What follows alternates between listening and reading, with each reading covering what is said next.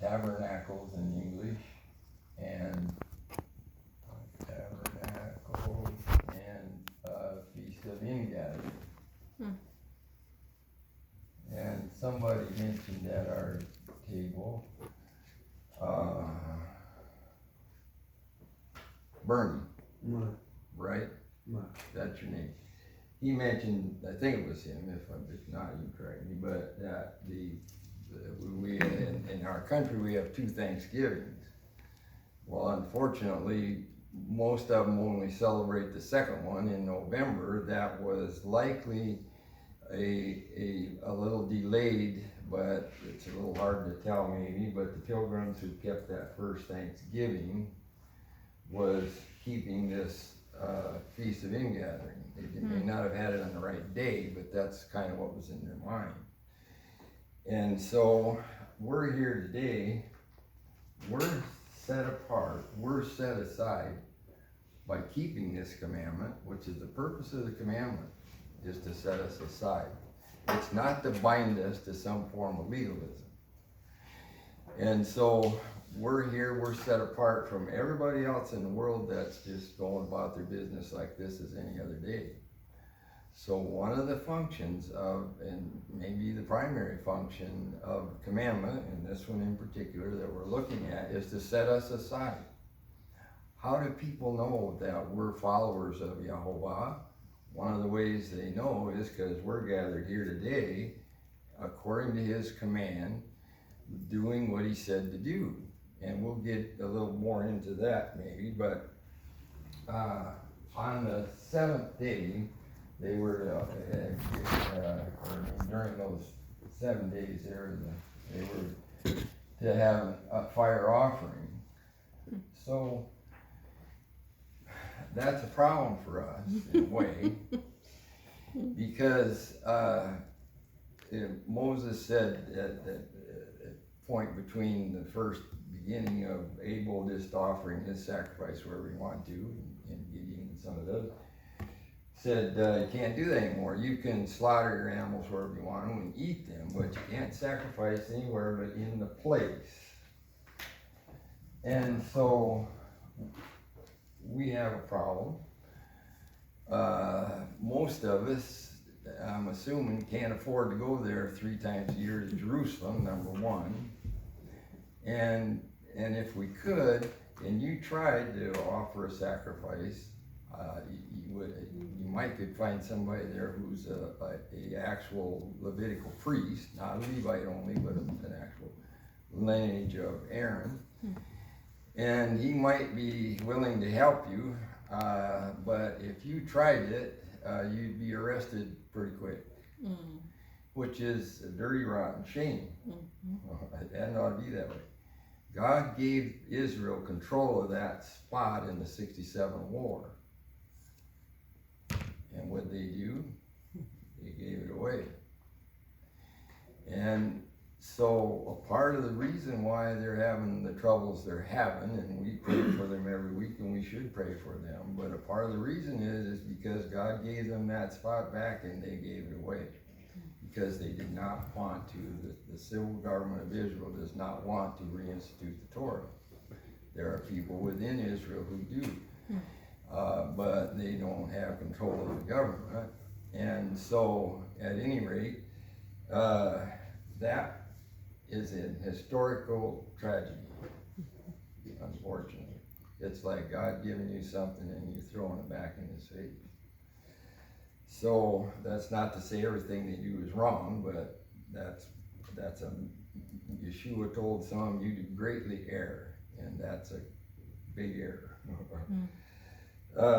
So anyway, let's go back to anybody's time after the commandment to put it in that place. So here you are, you're bringing your lamb or whatever it is, and that's a lamb because I'm telling you it is.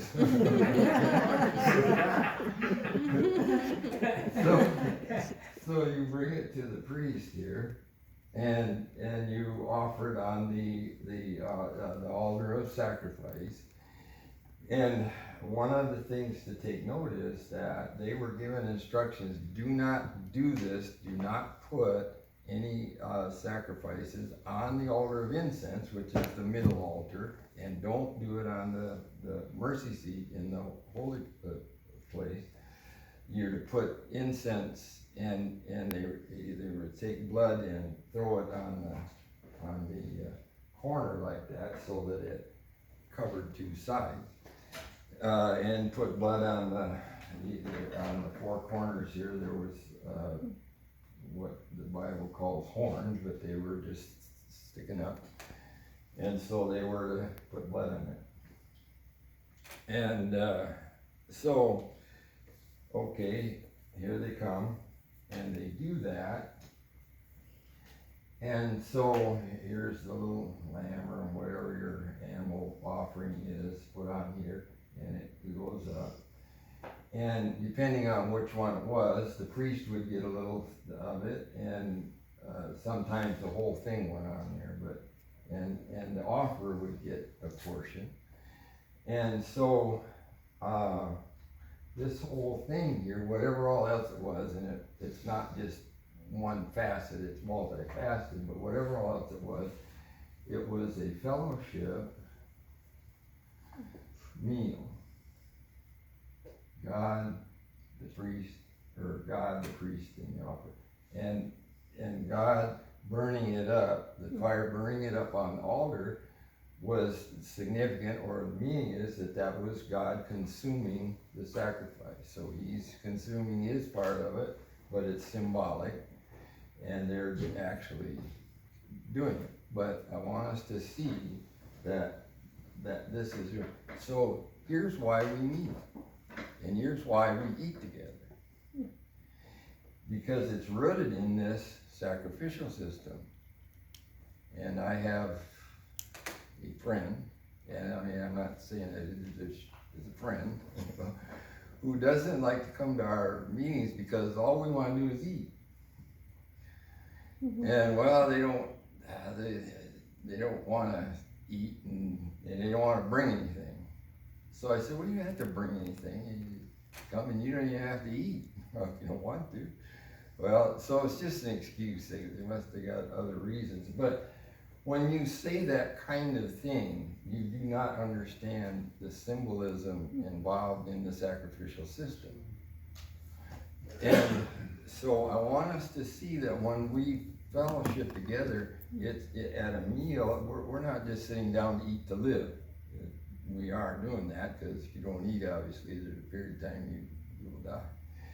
But we're sitting down, recognizing, and we're inviting God to meet with us. And different ones and so on. But we break bread. So part of our opening of our meal is we pass bread around, we break it. And in I forget where the reference is, one of Paul's, but he was saying that they met in the homes and broke bread. Well, the significance of breaking bread, it's a sign of peace. And they didn't cut their bread because a knife is symbolic of war. So this is a table of peace. One of the major things that God is trying to establish with us is peace. You can't have peace with God, though, without dealing with your sin. And one of the history things here is there were a group of Indians in Northern California and Southern Oregon and over in that area there that refused to submit to white authority. So they rebelled, and there was a protracted war. And in the process of the war, they negotiated a peace treaty, not a treaty, but a conference, a peace conference. And so the white folks, they sent, that's a peace table, they sent people there to the peace table. And the Indians surrounded them and killed them all. And so finally, when the war was over and the leader of the Indians, the chief there, was arrested and sentenced to hanging, he said, well, why are you hanging me? I mean, you know, you killed us, we killed you, that's war. And they said, we're not executing you for waging war, we're executing you for killing peacekeepers. And the reason is that if you do that, what you're saying is that there can be no peace negotiation, and it's war to the last man standing. And so you can say that, but then you better be prepared if you're not the last man standing. You not only lost the war, but everybody on your side's wiped out. So they didn't wipe out all of the Indians, but they did execute the chief because they held him responsible for commanding that. So what I'm saying is that we gotta be careful how we approach God in order to negotiate peace with him. And so this was the way they were instructed. You bring your offering. And so many of them thought that this was it. All I gotta do is bring my sacrifice and sit down there and with the priest and eat it and do all the other things that are instructed. And everything's fine between God and I. And what that is, if that's your position, is what?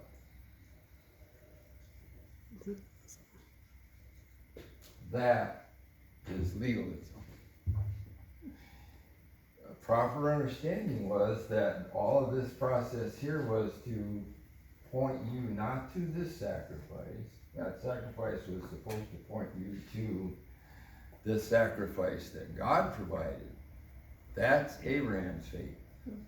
When Isaac said, well, here's the wood and so on, but where's the sacrifice? And Abraham said, God will provide himself a sacrifice. That's the faith of Abraham.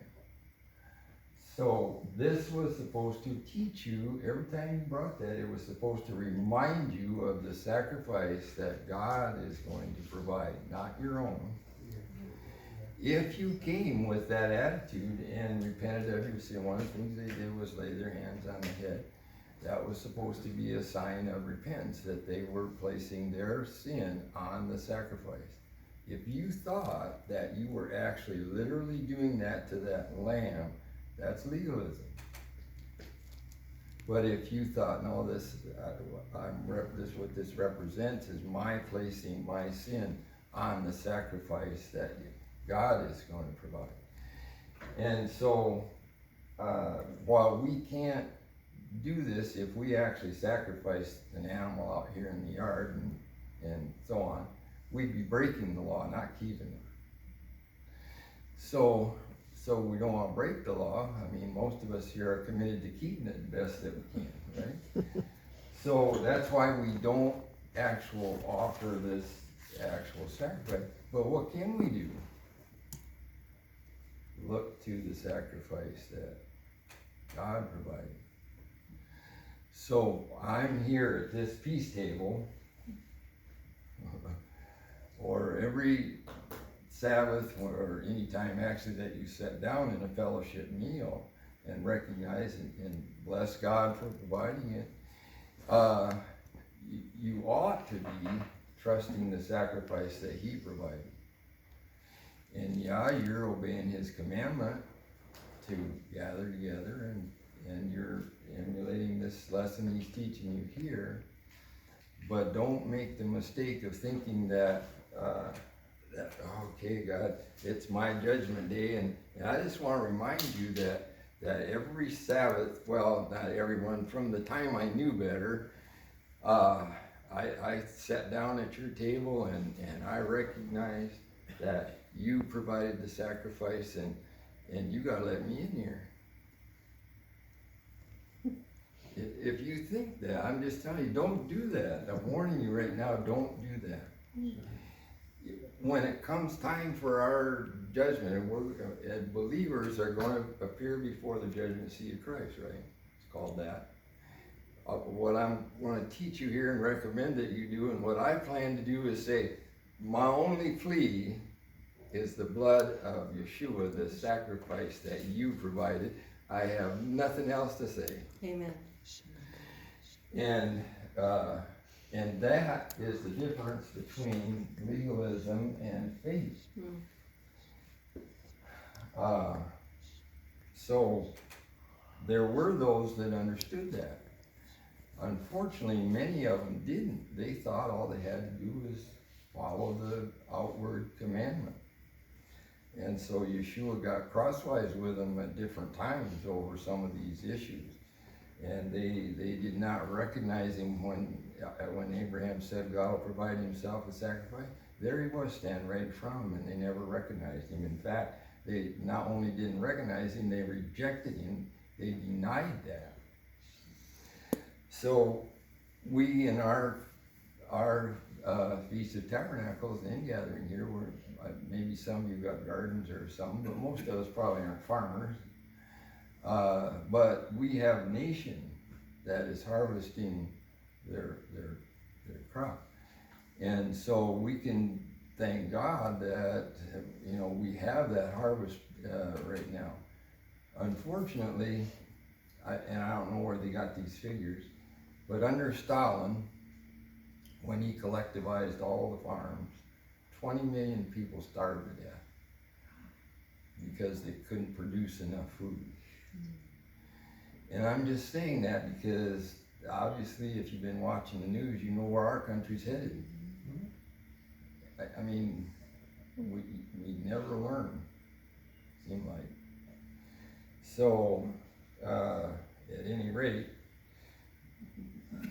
if for our purposes we're here today, we can thank God for the harvest our nation is getting. And it'll bless us when we eat. So there are some things we can do, some things we can't.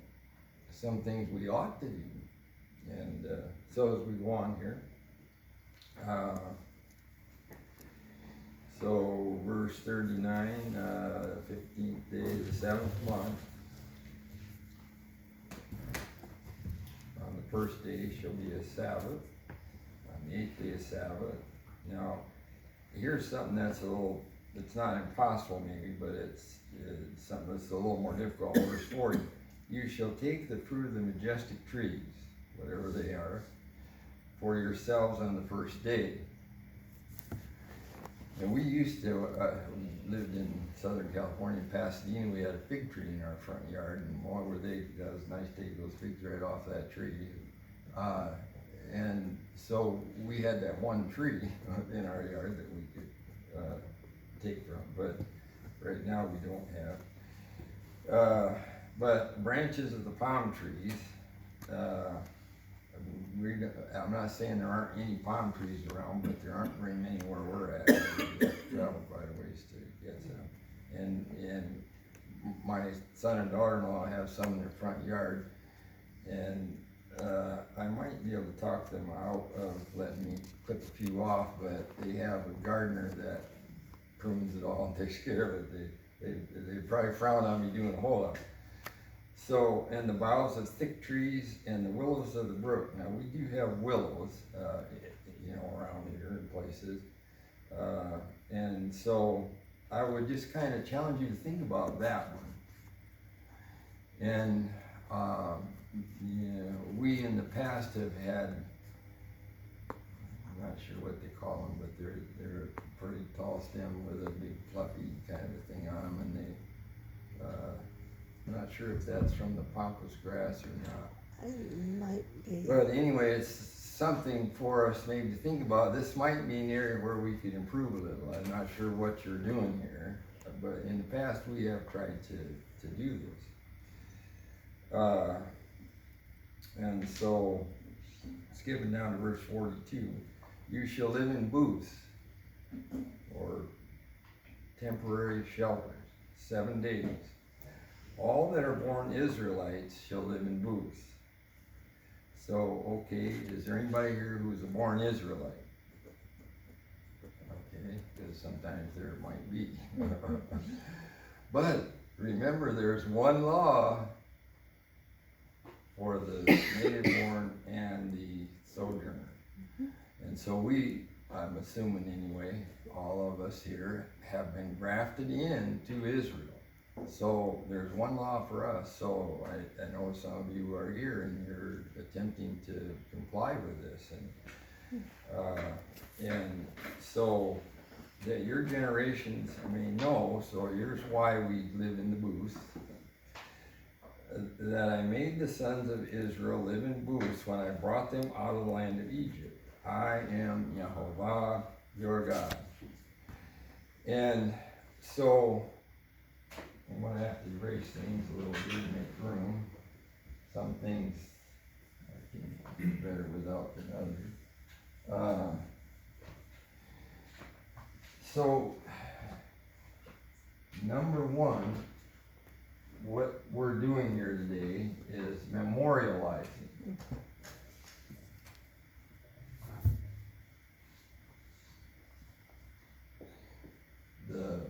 I'm just going to write wilderness here, but it means that,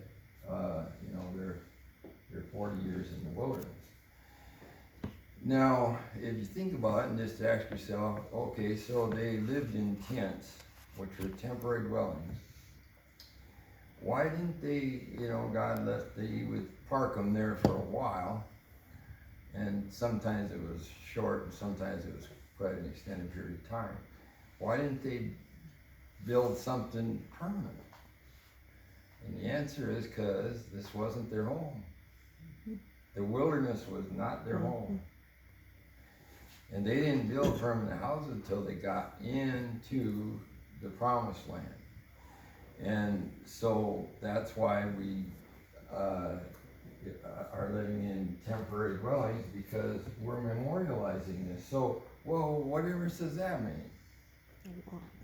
I mean, why should we remember what a bunch of people 3,500 years ago did in the howling wilderness?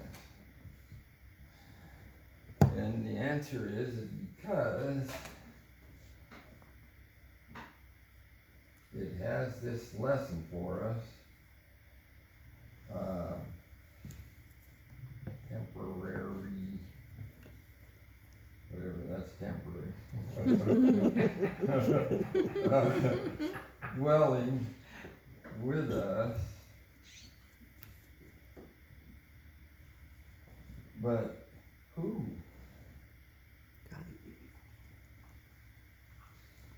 Yehovah.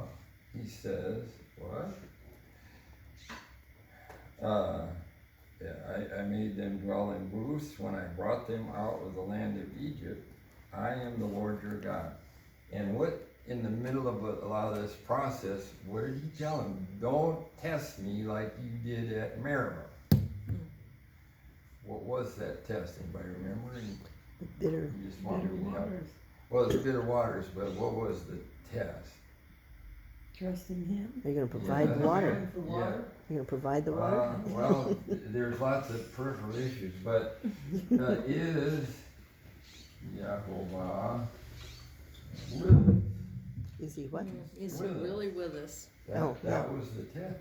Because we come to this water, we need water, but it's bitter.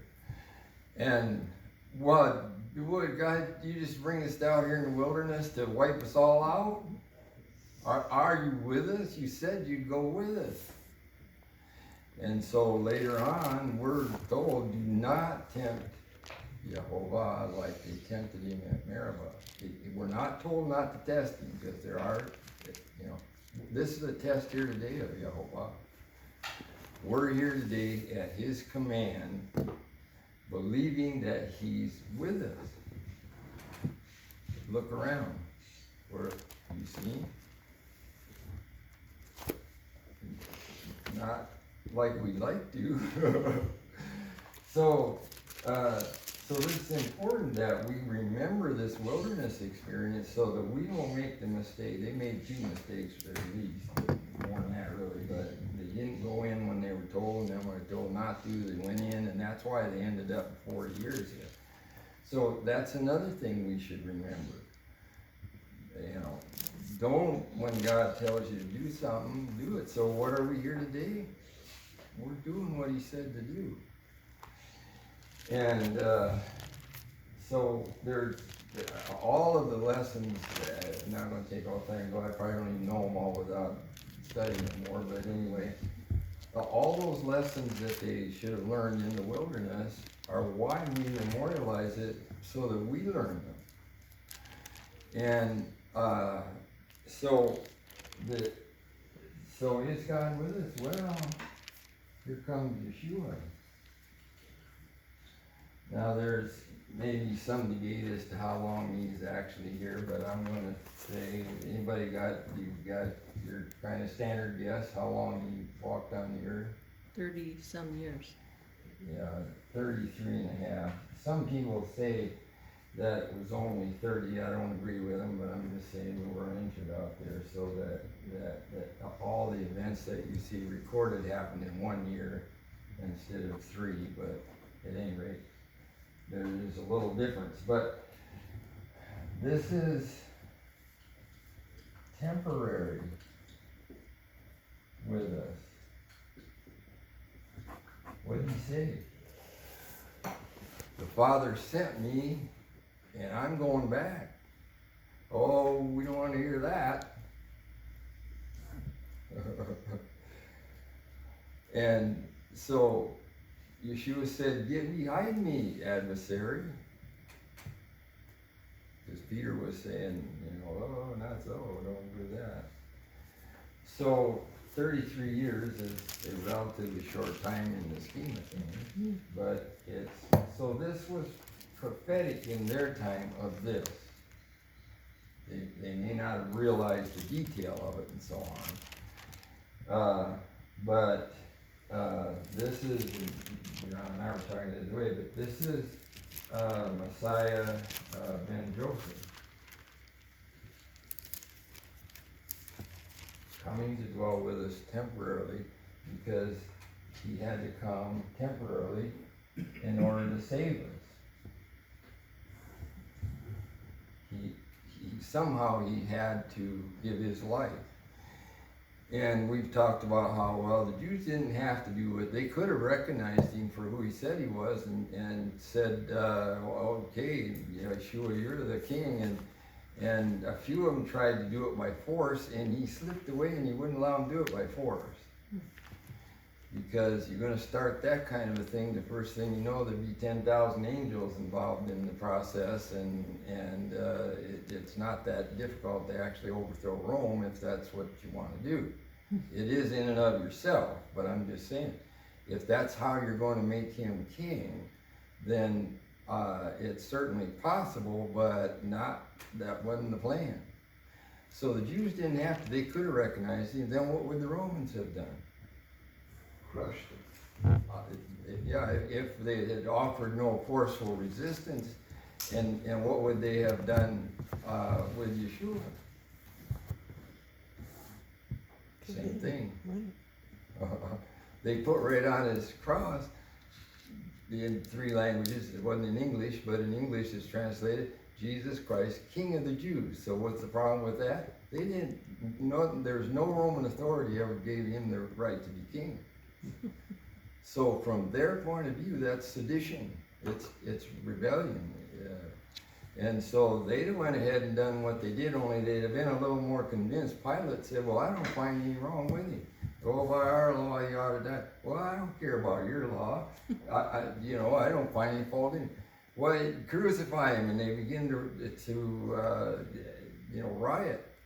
So Rome had 2 requirements of their governors or anybody that they put in authority is you keep the peace and you collect the taxes.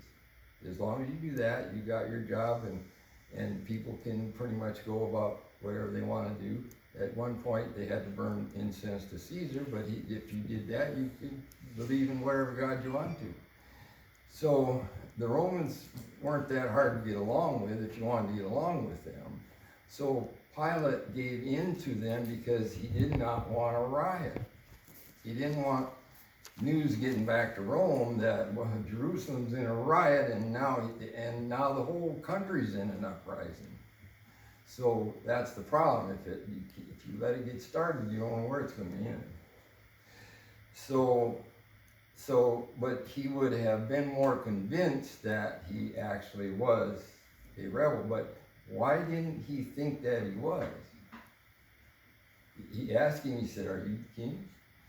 What was his response? Well, there's a couple different incidents, but he said, "To that end was I born. I was born to be king. That's why I came." And so, okay, Pilate didn't deny that, but why didn't he convict him at that point and sentence him? Because he hadn't done anything. You can say anything you want to say, just don't do anything.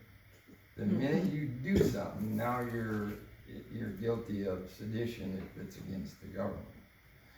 And so that's why he didn't do anything. He said, "I don't find any fault with him. It doesn't matter what he says, he hasn't done anything." And so, well, okay, so the Romans didn't have to. Pilate could have said, "Nah, I'm going to turn him loose because he's innocent."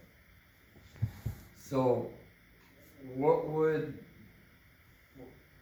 be the plan? We don't know exactly. But if that would have happened, God would have had some other plan, because he knows down through the history what's going to happen. The reason that that's important is because if you don't have to do something, God can hold you responsible for doing it. If you do the wrong thing and you didn't have to, he can justly hold you responsible for it. I used to teach school, and I'd have to deal with a few bad actors, and I'd tell them I had a wiffle ball bat. It was a plastic ball bat, and you could hit them over the head with it, it wouldn't hurt them, but you could sure set their pants on fire. And so I would tell them, I'd say, "Now, we don't have to be here, but you know why we're here, because I've told you you can't do that." And I'd get them to admit it. And so I'd say, "Okay, well, take a hold." And so they'd bend over, and I'd give them some swat. But the reason is because I want them to understand that you didn't have to do this, you don't have to be here, and I don't have to be here. We're here because you made a choice, and now we're both having to do it. So all I'm saying is that God is the same way. If you don't have to do something, and what did he tell you? Do not slay the innocent. What did Rome do? Knowingly executed an innocent man. So Pilate he's probably already answered to some extent, but Rome in general will answer for that. And the sad part is that so will we, because we're represented there one way or the other. We're either an Israelite, a Jew, or we're a descendant of Rome in some respect. So obviously there were a handful that were not in favor of that and would not have done it if they'd been given the choice. But the nation is responsible. God holds the nation responsible. So if you're in that nation, and that's why we can't say, I ran into this when I've been out in public, is, well, why can't you guys just go do what you want to do and leave us alone? Just live and let live. And my response has always been, because when you guys do something that God calls an abomination, you bring judgment on my nation.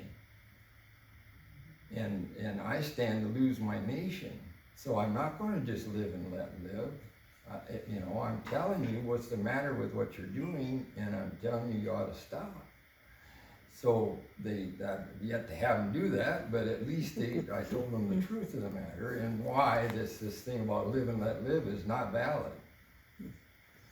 And they don't live and let you live either. That's true. Force it down your throat. So at any rate, I want to finish this off. So we're looking for what we call the millennial reign, as the 7th millennium. When Yeshua comes back, and he's going to reign for 1,000 years, and that 1,000 year is a set aside 1,000-year day, right? Mhm. And so that will also be temporary dwelling with it. It's a day, it's a long day, but it's a day. So for us, we're memorializing Yeshua and what he did, but we're looking forward. This feast we're in here is teaching us to look forward to his coming. So we're memorializing and we're demonstrating what we believe, because Hebrew concept of faith is believe it and do it. It's not just believe it. And so if you believe that Yeshua is coming back, then you're here today demonstrating that that's what you believe. You're joining with others, and this is what we're asserting, that Yeshua is coming back to dwell with us for another day. And then ultimately it'll be the 8th millennium, the eternal day. But this temporary idea, temporary God dwelling with us, and all the time that is temporary, do not say, is God with us? Because he's telling you, don't do that. He said he'd never leave us or forsake us. So I don't care how bad things get. And I'm not telling you today that some of us here may face some very hard trials and decisions, and you may even have to give your life before this. And so I never preach that everything you give your life to God, everything's going to be just great.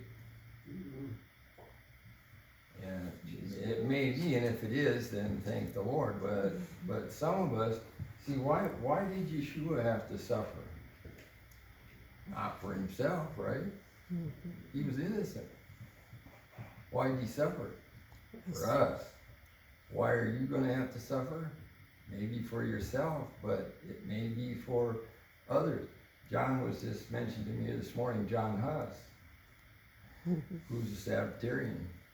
They burned him at the stake. What does that make to us? The difference it makes is that there was a man who believed that God would go with him through the fire. And he's not Yeshua, but he is a good example of faith. He would not deny his faith in order to avoid the stake. And I have no idea for sure what any of us are going to have to go through, but all I'm saying is, now's the time to make up your mind that I'm going through with God, and I believe he's going through with me. Because if he doesn't, I'm going to pick the easy way. The problem is, there is no truly easy way. And let me go on here. I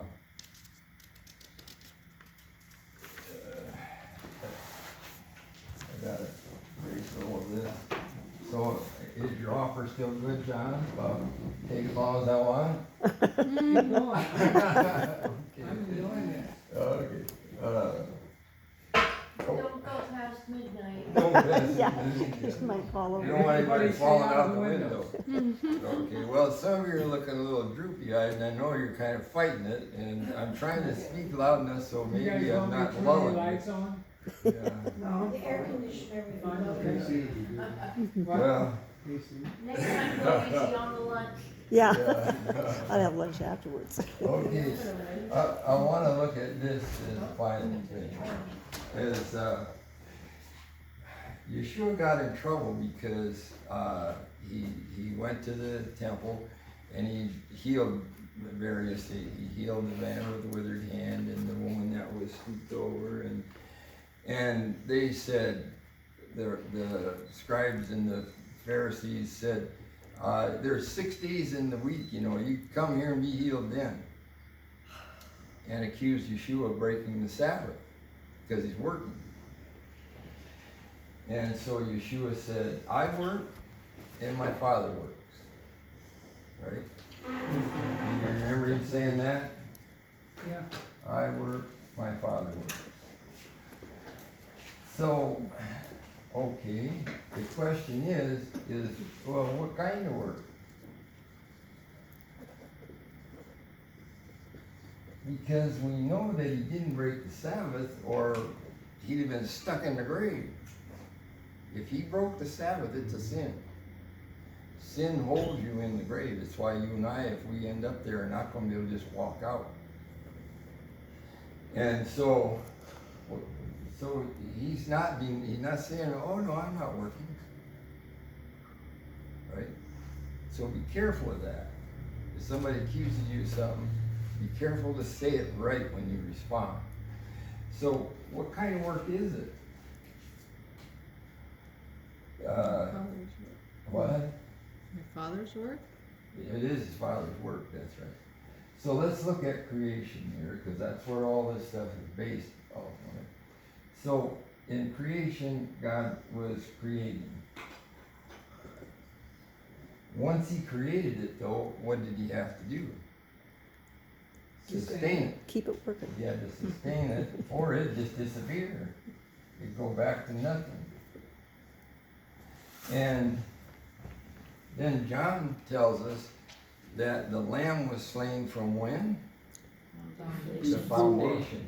So before he even began this process, the Lamb was slain.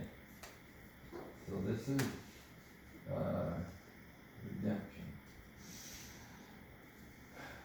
So when we're looking at the seventh day Sabbath and rest. So it says that he rested from what he created to make. Right?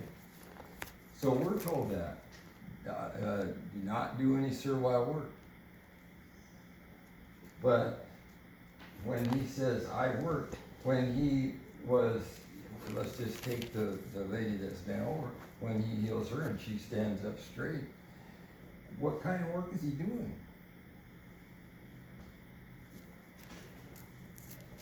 He's redeeming and sustaining life.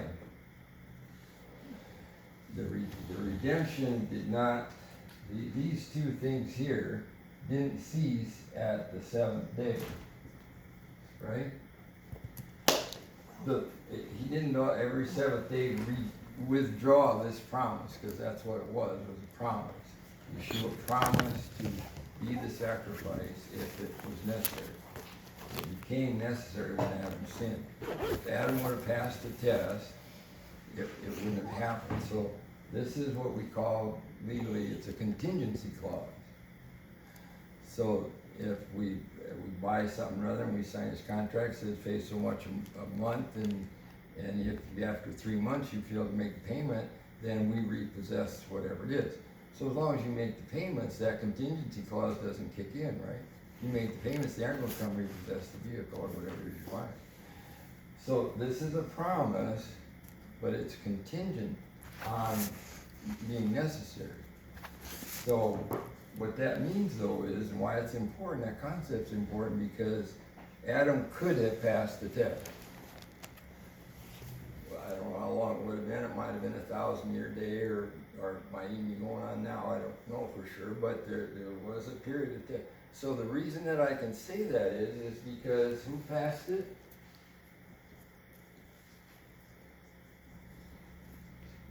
Yeshua passed it. He took on our humanity and he walked around in our humanity. And there's people say, well, yeah, he could do all these things because he was God.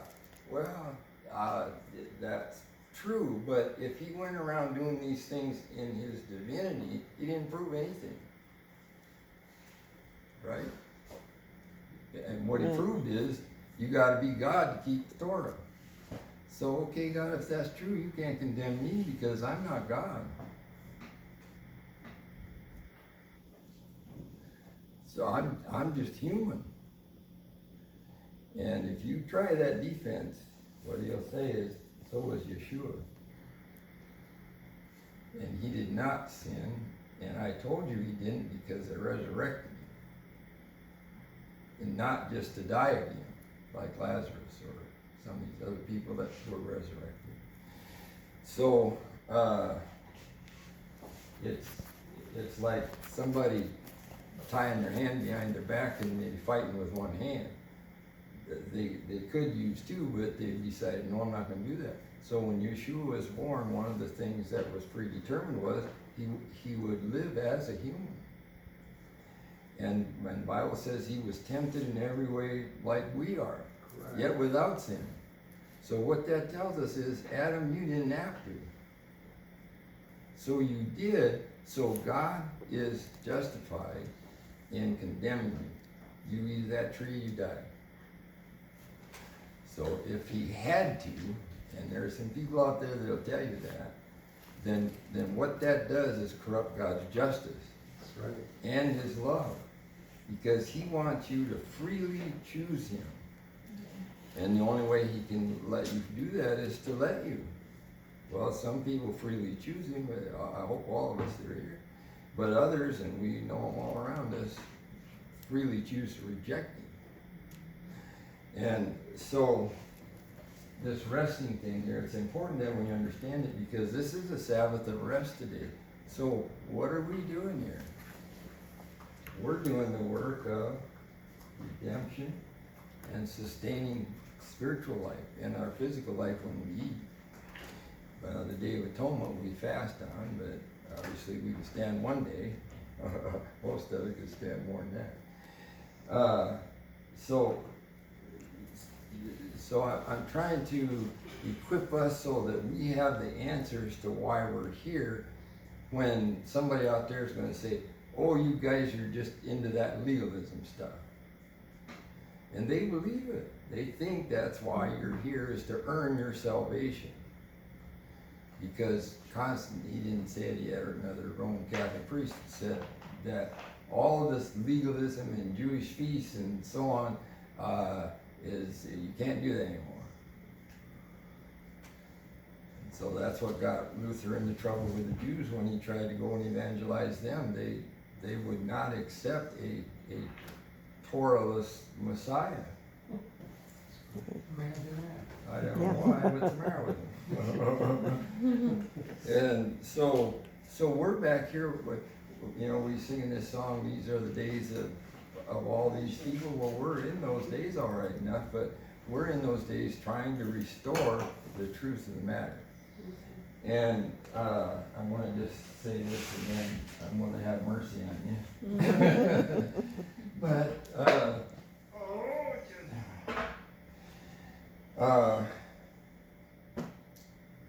Martin Luther and the other reformers are important to us. We don't agree with how short they came, but they headed us in the right direction. They had a deep hole to dig out of. And actually the first rule, when you find yourself in a hole, is stop digging. So climbing out of, they had a deep hole to climb out of. And so one of the things they did though, and I want to encourage us, is though the Renaissance was a parallel thing that concentrated more on science and didn't really care a whole lot about God as such, but the Reformation ran alongside it, and they both occurred when they did for the same reason. They looked and studied, I'm just going to say looked at Greek and Latin authors, but especially these guys. And so Martin Luther's looking at the Greek New Testament, that he called it that. We call it the Renewed Testament, or the Renewed Covenant is actually better. But he was looking at this, and he saw the phrase in there where the just shall live by faith. And it got a hold of him. And rightly so. It ought to get a hold of us. Because if you think you're just going to bring your animal sacrifice and go through the motions and walk out the door there free and right with God, then you don't understand what it means to be just by faith. But where Martin Luther had a problem was his idea of faith relied too much on what in English we would call belief, and not enough on observing to do. Now, he wouldn't agree with, or he wouldn't disagree with that last fact, but his problem is okay, so what are we going to do? And he was so influenced by his Roman Catholicism teaching that he'd been told, you can't do what we're doing today here and be a Christian. You can't keep all those Hebrew feasts, and that's all legalism by Constantine. I say his name, he agreed with it, he didn't write it exactly, but his definition of legalism had to do with the details of this. And he said, you can't do what we're doing here today, that it's not a part of Christian faith, which it wasn't. So, when people ask me, well, are you a Christian? I say, yes, but I'm a Christian like they were first called Christians in Antioch. They were Torah observant Christians. And unfortunately, most of you Christians today are not that Torah observant. It's not like they don't do anything right. But so here's what the reason I'm making a point of this is that for us to straighten around a lot of the misconceptions out there, you've got to have a way of going back to the original writings as near as we can get them anyway. And there's people that'll argue, well, it wasn't originally written in Greek, and maybe it wasn't, but this is all we got to work with. And whether they actually wrote it in Hebrew or not, obviously they thought it. So if they were thinking in Hebrew, they were translating in their head and writing it in Greek. So whether they wrote it first of all in Hebrew and it got translated into Greek is not, that I know of, not possible to prove. So what we have is the Greek. And you cannot trust, I have here, it's called the Modern King James Version. And I have yet to find a version that translates the resurrection week and when the resurrection occurred properly. So all I'm saying is that you cannot trust a translation. Some of them are better than others, but the only way you know how reliable it is to verify it. And so I'm going to close. I'm just going to assert this, that the resurrection occurred on the Sabbath. It followed the original creation pattern. The end of 7 days, it was finished.